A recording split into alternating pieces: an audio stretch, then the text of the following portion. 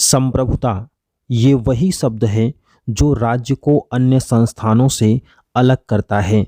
ये वही शब्द है जो राज्य की सर्वोच्च सत्ता का प्रतीक माना जाता है। ये वही शब्द है जो राज्य का सर्वाधिक महत्वपूर्ण तत्व है। नमस्कार, मैं हूं विवेक मिश्र और आप देख रहे हैं लर्निंग मंत्रा का ऑडियो लेक्चर। आज हम बात करेंगे संप्रभुता की। संप्रभुता राज्य का सर्वाधिक महत्वपूर्ण तत्व है जो सॉवरेंटी का हिंदी रूपांतरण है। सॉवरेंटी लैटिन भाषा के सुपर इनस शब्द से बना है जिसका अर्थ राज्य की सर्वोच्च सत्ता है। सॉवरेंटी को फ्रेंच भाषा में सॉवरेन कहा जाता है। संप्रभुता के मूल रूप से आंतरिक और बाह्य दो पक्ष होते हैं। आंतरिक पक्ष के अंतर्गत संप्रभुता के कारण राज्य आज्ञा दे सकता है और आज्ञा के उल्लंघन पर उसे दंड देने का अधिकार है। बाह्य पक्ष का आशय है कि राज्य के द्वारा अपनी विदेश नीति का निर्धारण स्वतंत्रता पूर्वक किया जाएगा। किसी अन्य राज्य के हस्तक्षेप को राज्य स्वीकार नहीं करेगा। संप्रभुता की अवधारणा का विकास आधुनिक काल में 16वीं शताब्दी में हुआ।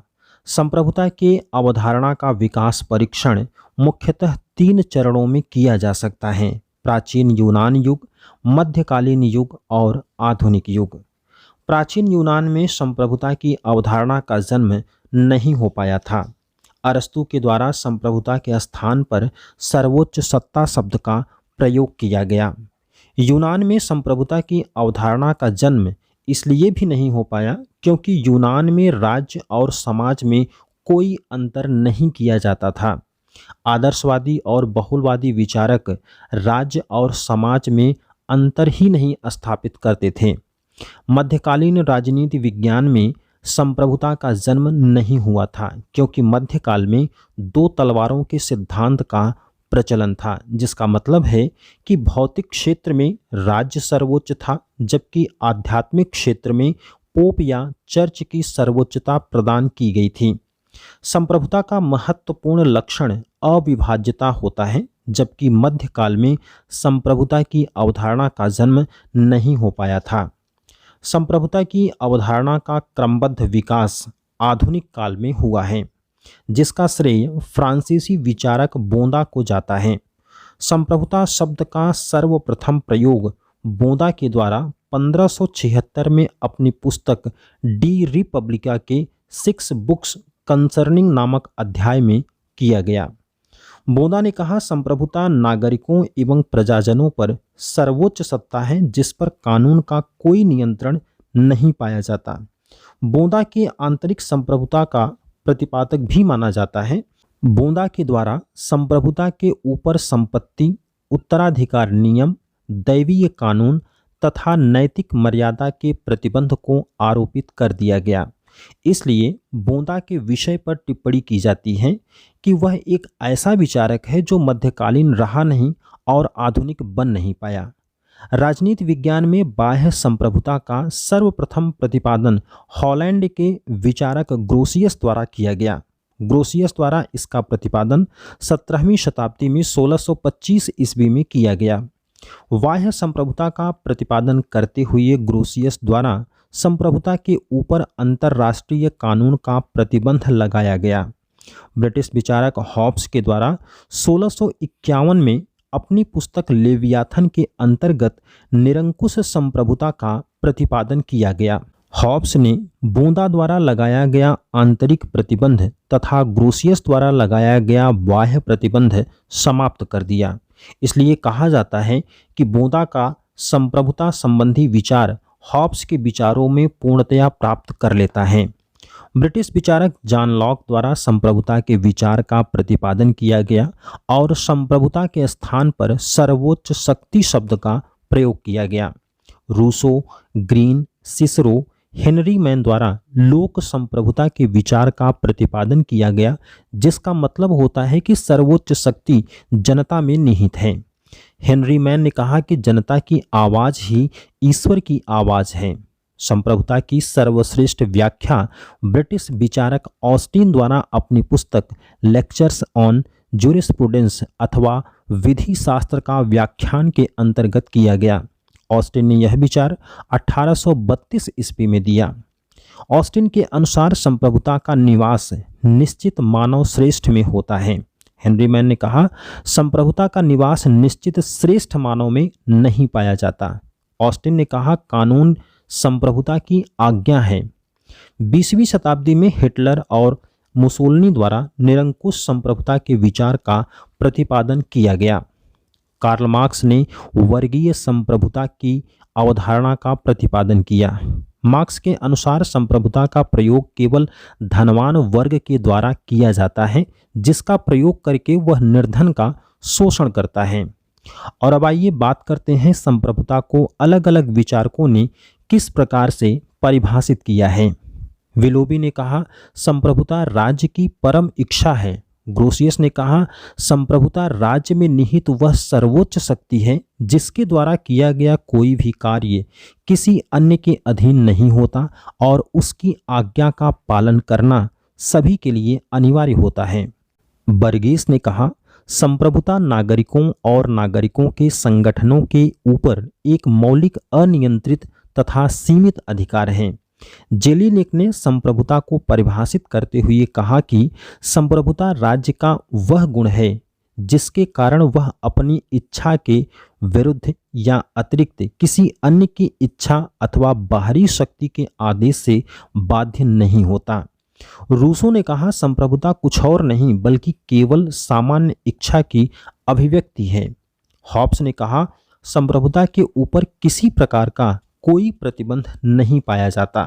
वहीं वुडरो विल्सन ने संप्रभुता को परिभाषित करते हुए कहा कि वह शक्ति जो सदैव क्रियाशील रहकर कानून बनाती है और उसका पालन करती है, उसे ही संप्रभुता कहते हैं।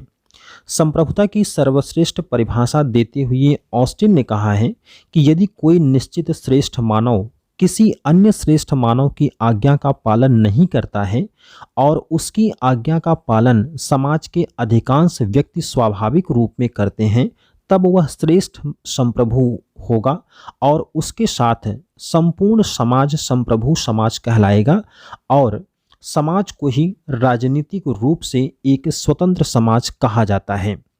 लास्की ने कहा, संप्रभु वैधानिक रूप से प्रत्येक व्यक्ति एवं समुदाय से बड़ा होता है, इसलिए राज्य के द्वारा सभी को अपनी इच्छा अनुसार कार्य करने के लिए बाध्य कर दिया जाता है। राजनीति विज्ञान के अंतर्गत संप्रभुता का निवास कहाँ पाया जाता है, यह एक विवाद का विषय बना रहा। संप्रभुता का निवास भारत में कहाँ पाया जाता है, इसकी स्पष्ट खोज नहीं की जा सकी। भारत में अंतिम शक्ति जनता में निहित है, जबकि संविधान यहाँ पर सर्वोच्च है। विधायिका या संसद में कानूनी संप्रभुता पाई जाती है, जिसका मतलब होता है कानून का निर्माण करने की असीमित शक्ति। राष्ट्रपति के अंतर्गत नाम मात्र की संप्रभुता पाई जाती है, जिसका मतलब है कि संविधान के अनुसार सभी शक्तियां राष्ट्रपति में निहित हैं, इसलिए राष्ट्रपति को संविधान या राष्ट्र का अध्यक्ष भी कहा जाता है। वास्तविक संप्रभुता प्रधानमंत्री में निहित होती है, जिसका प्रयोग वह सरकार या अध्यक्ष होने के कारण करता है। न्यायपालिका में संवैधानिक संप्रभुता निहित है, इसलिए भारत में न्यायपालिका को संविधान का संरक्षक कहते हैं। यदि विधायिका और कार्यपालिका के द्वारा संवैधानिक प्रावधानों का उल्लंघन किया जाता है, तो न्यायपालिका उसे अवैध अथवा शून्य घोषित कर सकती है। और अब आइए एक नज़र डालते हैं संविधान की प्रमुख विशेषताओं पर। संप्रभुता की सर्वप्रथम विशेषता निरंकुशता है। इसका मतलब है कि संप्रभुता पर किसी भी प्रकार का कोई नियंत्रण नहीं पाया जाता, चाहे आंतरिक क्षेत्र में हो या बाह्य क्षेत्र में। इसलिए कहा जाता है कि संप्रभुता असीमित है, परंतु कुछ लोग कहते हैं कि संप्रभुता के ऊपर अंतर्राष्ट्रीय कानून का नियंत्रण पाया जाता है, परंतु ये कहना उचित नहीं होगा, क्योंकि अंतर्राष्ट्रीय कानून का प्रतिबंध राज्य और संप्रभुता पर नहीं होता, बल्कि यह प्रतिबंध सरकार पर पाया जाता है। हॉब्स ने कहा, संप्रभुता पर ईश्वर तथा प्राकृतिक कानून का भी नियंत्रण नहीं पाया जाता। ऑस्टिन ने कहा, संप्रभु अन्य सभी के द्वारा अपने आदेश का पालन करा सकता है, लेकिन वह स्वयं किसी अन्य के आदेश का पालन करने के लिए बाध्य नहीं होगा। बेंथम और हीगल के द्वारा भी संप्रभुता को निरंकुश ही बताया गया।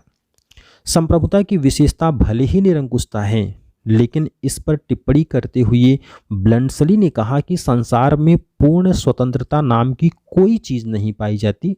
यहाँ तक कि राज्य भी सर्वशक्तिमान नहीं है, क्योंकि बाह्य रूप में वह अन्य राज्य के नागरिकों से और आंतरिक रूप में वह नागरिकों को दिए गए अधिकारों से नियंत्रित होता है।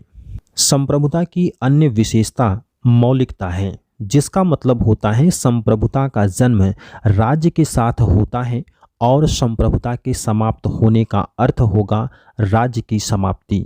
मौलिकता का एक अन्य अर्थ ये भी है कि राज्य संप्रभुता का स्वयं निर्धारक है, इसलिए उसे लेने का अधिकार भी किसी को नहीं होता। राज्य के लिए संप्रभुता का महत्व वही है जो महत्व शरीर के लिए हृदय का होता है। डॉक्टर आशीर्वादम ने कहा, संप्रभुता को सर्वव्यापक माना गया है, जिसका अर्थ है कि कोई भी व्यक्ति अथवा व्यक्तियों का समूह संप्रभुता से अलग होने का दावा नहीं कर सकता। अदेयता संप्रभुता की विशेषता है, जिसका मतलब है कि संप्रभुता को राज्य के द्वारा किसी अन्य को नहीं सौंपा जा सकता। लीवर ने कहा, जैसे एक व्यक्ति अपने आप को समाप्त किए बिना जीने का अधिकार किसी और को नहीं दे सकता, या एक वृक्ष अपने को नष्ट किए बिना अपने अंकुरित होने का अधिकार नहीं दे सकता, ठीक उसी प्रकार राज्य के द्वारा संप्रभुता को नहीं दिया जा सकता। यहाँ गार्नर ने कहा कि संप्रभुता राज्य के जीवन का अमर तत्व है और इसे त्यागने का अर्थ है राज्य के द्वारा आत्महत्या कर लिया गया। ऑस्टिन ने कहा है कि संप्रभुता अदेय है, जबकि रूसो ने कहा शक्ति का स्थानांतरण किया जा सकता है, लेकिन इच्छा का स्थानांतरण नहीं किया जा सकता। संप्रभुता की एक अन्य विशेषता अविभाज्यता है। इसका मतलब होता है संप्रभुता का विभाजन किसी भी रूप में नहीं किया जा सकता। यहाँ पर कैलहाउन ने कहा कि जिस प्रकार अर्ध वर्ग और अर्ध त्रिभुज की परिकल्पना नहीं की जा सकती, ठीक उसी प्रकार अर्ध संप्रभुता का विचार अर्थहीन है। लेकिन बहुलवादी विचारक कहते हैं कि अविभाज्यता संप्रभुता का लक्षण नहीं है, बल्कि संप्रभुता को विभाजित किया जाना चाहिए। यद्यपि बहुलवादी विचारकों का यह मत स्वीकार नहीं किया जाता है, इसलिए अविभाज्यता वर्तमान में भी संप्रभुता का मूल आधार बना हुआ है। और अब आइए बात कर लेते हैं संप्रभुता के प्रकार पर। संप्रभुता मूलतः दो प्रकार की होती है, एकलवादी संप्रभुता और बहुलवादी संप्रभुता। एकलवादी संप्रभुता का मतलब होता है संप्रभुता का निवास केवल अकेले राज्य में होता है। ऑस्टिन एकलवादी संप्रभुता के श्रेष्ठ विचारक माने जाते हैं, जबकि Bodin, Willoughby, Hobbes, Locke, Rousseau, Bentham और हीगल के द्वारा एकलवादी संप्रभुता का समर्थन किया गया। जबकि दूसरी ओर बहुलवादी संप्रभुता का मतलब होता है संप्रभुता का निवास राज्य के साथ साथ अन्य संघ और संगठन में भी पाया जाता है। यहाँ वान गिरके को बहुलवादी संप्रभुता का जन्मदाता माना जाता है। Maitland, Krabbe, Miss Follett, Laski और बार्कर के द्वारा भी बहुलवादी संप्रभुता का समर्थन किया गया। और अब बात करें एकलवादी संप्रभुता की, तो एकलवादी संप्रभुता के अंतर्गत निम्नलिखित प्रकार की संप्रभुता पाई जाती है। कानूनी एवं राजनीतिक संप्रभुता। कानूनी संप्रभुता का अर्थ है जिसे कानून निर्माण करने का सर्वोच्च अधिकार प्राप्त हो। ब्रिटेन में यह संप्रभुता राजा सहित संसद में और भारत में कानूनी संप्रभुता राष्ट्रपति सहित संसद में निहित होती है। अमेरिका में कानूनी संप्रभुता का निवास केवल विधायिका में है और अमेरिका की विधायिका का नाम कांग्रेस है, जिसके दो सदन होते हैं, एक को हम प्रतिनिधि सभा और दूसरे को सीनेट कहते हैं। कानूनी संप्रभुता के समर्थकों में ऑस्टिन का नाम सर्वोपरि है। राजनीतिक संप्रभुता उसको कहा जाता है जिसके द्वारा सरकार के चुनाव में भाग लिया जाता है, इसे मतदाता करते हैं। John Locke, J S. Mill, Rousseau और टी.एच. ग्रीन के द्वारा राजनीतिक संप्रभुता का समर्थन किया गया। प्रोफेसर डाइसी और जॉन ऑस्टिन के द्वारा कानूनी संप्रभुता और राजनीतिक संप्रभुता के बीच अंतर स्थापित किया गया। प्रोफेसर डाइसी ने कहा, कानूनी संप्रभुता वह संप्रभुता है जिसमें वकील लोग विश्वास करते हैं उसके पीछे भी एक संप्रभुता होती है जिसके समक्ष कानूनी संप्रभुता को झुकना पड़ता है, वह राजनीतिक संप्रभुता है।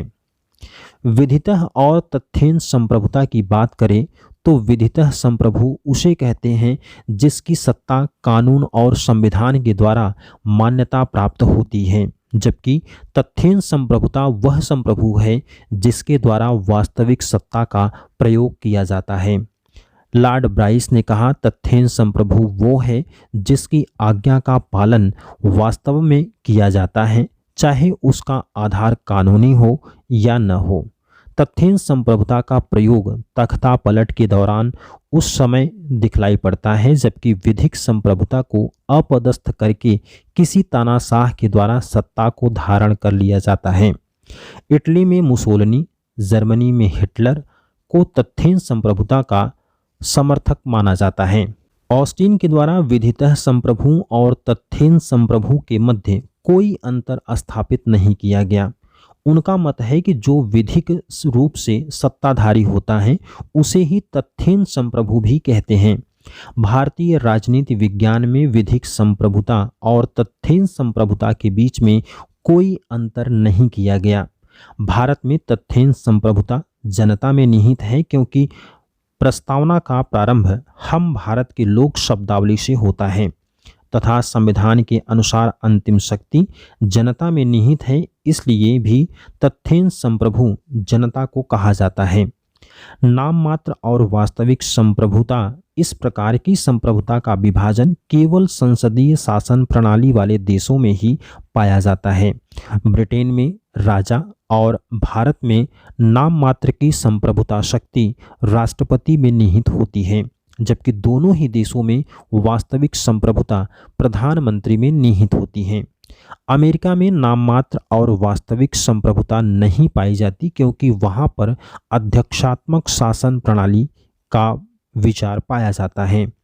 अमेरिका का राष्ट्रपति नाम मात्र और वास्तविक दोनों ही प्रकार का संप्रभु होता है, इसलिए अमेरिका के राष्ट्रपति को संसार का सर्वाधिक शक्तिशाली राष्ट्राध्यक्ष के रूप में जाना जाता है। संप्रभुता के बहुलवादी सिद्धांत का सामान्य अर्थ ये है कि संप्रभुता का निवास केवल राज्य में न होकर विभिन्न संघ और समुदाय में भी पाया जाता है। बहुलवाद के अनुसार राज्य अन्य संघों के समान केवल एक संघ मात्र है। बहुलवाद का जन्म आधुनिक काल में 20वीं शताब्दी में हुआ, लेकिन इसका चिन्ह मध्यकालीन राजनीति विज्ञान में ही दिखलाई पड़ना शुरू हो गया था, क्योंकि वहां पर दो तलवारों के सिद्धांत का प्रचलन था। सत्ता राजा और चर्च में विभाजित थी। बहुलवादी सिद्धांत के जन्म के लिए हीगल के द्वारा प्रतिपादित निरंकुश राज्य की अवधारणा भी उत्तरदायी है, क्योंकि हीगल ने कहा था कि राज्य धरती पर ईश्वर का अवतरण है। लोक कल्याणकारी राज्य की अवधारणा के प्रचलन के कारण भी निरंकुश संप्रभुता पर प्रतिबंध लगाने की बात की जाने लगी, जिसके परिणाम स्वरूप संप्रभुता के बहुलवादी सिद्धांत का जन्म हो गया। संप्रभुता का बहुलवादी सिद्धांत विभाजित संप्रभुता का समर्थन करता है और स्वीकार करता है कि राज्य के ऊपर अंतरराष्ट्रीय कानून का प्रतिबंध पाया जाता है।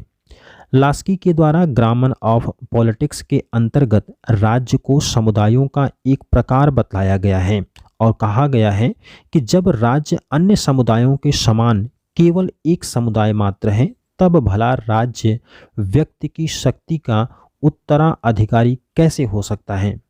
क्रैब ने कहा कि संप्रभुता के सिद्धांत को राजनीति शास्त्र से निकाल देना चाहिए। लास्की ने कहा, यदि संप्रभुता के सिद्धांत को राजनीति शास्त्र से निकाल दिया जाए तो राजनीति शास्त्र को अस्थायी लाभ होगा। फिंगिस ने कहा कि संप्रभुता एक आदरणीय अंधविश्वास मात्र है। बहुलवादी विचारक राज्य और समाज में कोई अंतर नहीं मानते। लास्की ने कहा कि समाज संघात्मक है, इसलिए सत्ता को भी संघात्मक होना चाहिए। लास्की ने पुनः कहा कि संघात्मक संविधान में केवल सत्ता का विभाजन होता है, संप्रभुता का विभाजन नहीं पाया जाता। बहुलवादी विचारक अंतर्राष्ट्रवाद के समर्थक हैं, इसलिए अंतर्राष्ट्रीय कानून और संगठन के द्वारा प्रतिबंधित होता है। वर्तमान में संप्रभुता के बहुलवादी सिद्धांत को मान्यता नहीं है। इसका अर्थ ये है कि संप्रभुता का निवास केवल राज्य में ही होता है। यदि बहुलवादी सिद्धांत को लागू कर दिया जाए तब चारों तरफ अराजकता की स्थिति उत्पन्न हो जाएगी। फिलहाल आज के ऑडियो लेक्चर में बस इतना ही। अगले वीडियो में हम किसी नए टॉपिक के साथ आपसे मुखातिब होंगे। तब तक के लिए मुझे दीजिए इजाज़त। नमस्कार।